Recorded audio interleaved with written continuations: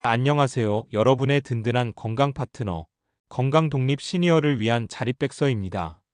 오늘 저는 여러분과 함께 60대 이후에도 젊고 활력 넘치는 삶을 살아갈 수 있는 비결, 즉, 노화 방지와 동안 건강에 대해 깊이 있는 이야기를 나누려 합니다. 혹시 아침 거울을 보며 내가 이렇게 변했나? 하고 놀란 적은 없으신가요? 피부는 점점 처지고 머리숱은 눈에 띄게 줄고요. 가끔은 친구 전화번호가 기억나지 않아 당황하기도 하고 밤에는 손발이 저리거나 시려서 잠 못 드는 날도 늘어납니다. 이 모든 변화가 자연스러운 노화 현상임은 분명하지만 우리는 이 노화의 속도를 늦추고 건강을 지킬 수 있는 방법들을 충분히 찾을 수 있습니다.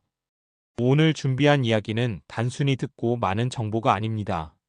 실제로 건강하고 활기찬 삶을 살고 계신 시니어분들의 생생한 경험을 바탕으로 구성했습니다. 그분들이 직접 실천하며 효과를 본 노하우들을 모두 담았으니 편안하게 들어보시고 오늘부터 하나씩 여러분의 삶에 적용해 보시길 바랍니다. 얼마 전 저는 68세 김미순 어르신을 만났습니다. 한눈에 봐도 실제 나이보다 훨씬 젊어 보이시는 동안이셨죠. 그 비결을 여쭤보니 그분은 미소와 함께 이렇게 말씀하셨습니다. 피부는 평생 내가 사는 집이에요. 매일 부지런히 관리해야 건강하고 정게 보일 수 있죠. 사실 60대가 넘어가면 피부 속 콜라겐과 엘라스틴이 급격히 줄어들면서 피부 탄력이 현저하게 떨어집니다. 이로 인해 깊은 팔자주름과 목주름이 눈에 띄게 생기고 오랜 세월 햇볕에 노출된 피부에는 기미와 잡티가 늘어나게 되죠. 하지만 너무 걱정하지 마세요. 제대로 된 관리 방법을 알면 충분히 좋아질 수 있습니다. 첫 번째 비법은 식습관 관리입니다. 피부 재생의 가장 중요한 재료는 단백질과 비타민C입니다. 단백질은 콜라겐을 만드는 필수 재료이고 비타민C는 이 콜라겐을 튼튼하게 연결하는 역할을 합니다.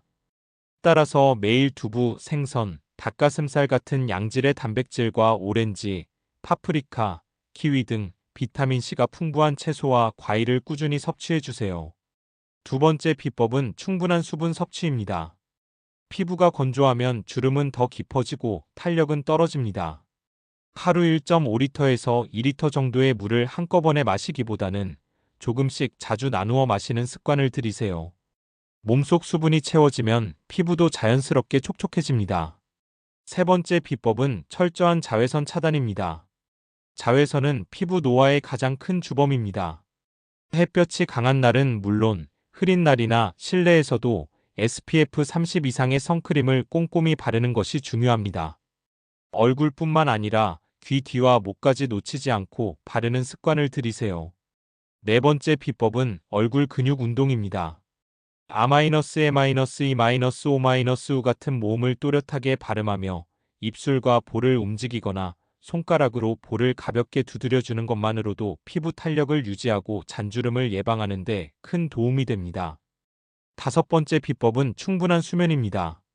밤 10시부터 새벽 2시까지는 피부 세포의 재생이 가장 활발하게 일어나는 골든타임입니다. 이 시간에 숙면을 취하면 피부가 스스로 회복하고 재생하는 힘을 길러 훨씬 건강하게 유지할 수 있습니다. 김미순 어르신처럼 매일 조금씩 꾸준히 실천하면 여러분의 피부도 눈에 띄게 달라질 수 있습니다. 다음은 63세 장성호 어르신의 이야기입니다. 젊은 시절 풍성한 머리숱을 자랑하셨지만 60대 이후 머리카락이 점점 가늘어지고 하얗게 변하면서 사진 찍는 게 싫어졌다고 하셨습니다. 백발과 탈모는 누구에게나 찾아올 수 있는 변화이지만 그 속도를 늦출 수 있는 방법은 있습니다. 첫 번째 비법은 두피 마사지입니다. 매일 5분 정도 시간을 내어 손끝으로 두피 전체를 부드럽게 마사지해 주세요. 두피의 혈액순환이 좋아지면 모근의 영양분이 더 잘 전달되어 머리카락이 건강하게 자랄 수 있습니다. 두 번째 비법은 영양 보충입니다. 머리카락의 주성분은 단백질입니다. 여기에 아연, 철분 같은 미네랄이 건강한 머리카락 성장에 필수적이죠.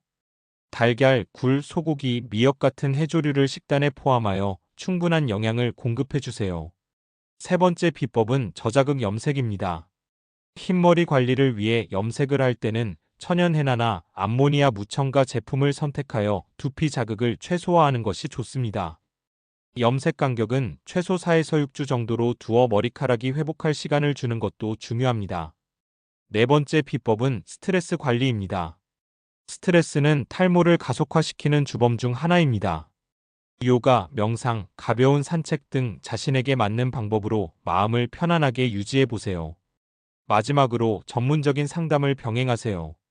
만약 탈모가 심해져 고민이라면 피부과를 방문해 탈모 치료제나 레이저 치료 등 전문적인 상담을 받아보는 것도 좋은 해결책이 될 수 있습니다. 75세 김영수 어르신 이야기를 들어보겠습니다. 젊은 시절 숫자에 강한 회계사셨지만 70대 초반의 친구 전화번호가 갑자기 기억나지 않아 큰 충격을 받으셨다고 합니다. 그때부터 매일 아침 신문 기사를 소리내어 읽고 평소에 가보지 않던 새로운 길을 걸으며 기억력 훈련을 시작하셨습니다. 그 결과 2년 뒤에는 동년배들보다 훨씬 높은 기억력 점수를 받으셨다고 합니다.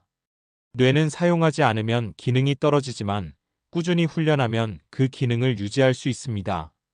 첫 번째 비법은 뇌 운동입니다. 매일 신문 읽기, 퍼즐 풀기, 일기 쓰기, 새로운 외국어 단어 외우기 등 뇌에 새로운 자극을 주세요. 뇌가 계속해서 활발하게 움직이도록 훈련하는 것이 중요합니다. 두 번째 비법은 규칙적인 신체 활동입니다. 하루 30분 이상 빠르게 걷기, 계단 오르기, 수영, 자전거 타기 등 유산소 운동은 뇌로 가는 혈류를 증가시켜 기억력 향상에 큰 도움이 됩니다. 세 번째 비법은 뇌 건강에 좋은 영양 섭취입니다. 오메가3 지방산과 비타민 B9는 뇌세포를 보호하고 인지 기능을 유지하는 데 매우 중요합니다. 등푸른 생선, 견과류, 달걀 등을 자주 섭취하여 뇌 건강을 챙기세요. 네 번째 비법은 활발한 사회적 교류입니다. 친구들과의 대화, 동호회 활동, 봉사활동 등 다양한 사회적 교류는 뇌를 활발하게 자극하고 우울증을 예방하는 데 효과적입니다. 마지막으로 철저한 혈관 관리입니다. 뇌 건강은 혈관 건강과 직결됩니다. 혈압, 혈당, 콜레스테롤을 정기적으로 체크하고 조절하여 뇌혈관 질환과 치매를 예방하는 데 힘쓰세요. 68세 최명희 어르신은 겨울마다 손발이 너무 차고 밤에 저림 때문에 자주 깨셨다고 합니다. 검사 결과 말초혈관이 좁아져 혈액순환이 원활하지 않았던 것이 원인이었습니다. 하지만 매일 발목 돌리기 운동과 족욕, 기름진 음식 줄이기를 꾸준히 실천하신 뒤 증상이 눈에 띄게 완화되었다고 합니다. 손발 저림은 단순히 혈액순환 문제일 수도 있지만 때로는 당뇨나 혈관 질환의 초기 신호일 수도 있습니다. 첫 번째 비법은 하루 30분 걷기 운동입니다. 매일 30분 정도 걸으며 발끝 들기, 발목 돌리기 등 발과 종아리 근육을 꾸준히 움직이면 혈액순환이 크게 개선됩니다. 두 번째 비법은 따뜻한 족욕과 손 마사지입니다. 저녁에 따뜻한 물에 발을 담그거나 손과 발을 가볍게 문질러주면 혈관이 확장되어 혈류가 좋아집니다. 세 번째 비법은 건강한 식습관입니다. 기름지고 짠 음식은 혈관을 좁게 만들 수 있으니 줄이고 비타민 E와 마그네슘이 풍부한 견과류와 채소를 충분히 섭취하여 혈류 개선에 도움을 주세요. 네 번째 비법은 장시간 같은 자세 피하기입니다. 오랜 시간 앉아 있거나 서 있을 때는 일시간마다 자리에서 일어나 간단한 스트레칭을 해주어 혈액순환이 정체되지 않도록 관리해주세요. 마지막으로 정기적인 건강검진입니다. 3개월에 한 번씩 혈당, 혈압, 콜레스테롤 수치를 체크하여 말초혈관 질환을 조기에 발견하고 예방하는 것이 중요합니다. 오늘은 피부, 머리카락, 뇌, 손발 건강까지 60대 이후에도 노화를 늦추고 젊음을 유지하는 4가지 비밀에 대해 나누었습니다. 노화를 완전히 막을 수는 없지만 그 속도를 늦추고 더 건강하고 활기찬 삶을 사는 것은 우리의 선택에 달려 있습니다. 오늘 이야기 중 단 하나라도 좋으니 당장 실천해 보세요. 10년 뒤 거울 속에서 훨씬 더 젊고 건강해진 여러분의 모습이 오늘의 작은 선택에 감사하게 될 것입니다. 저는 건강 독립 시니어를 위한 자립백서였습니다. 여러분의 건강하고 젊은 내일을 진심으로 응원합니다.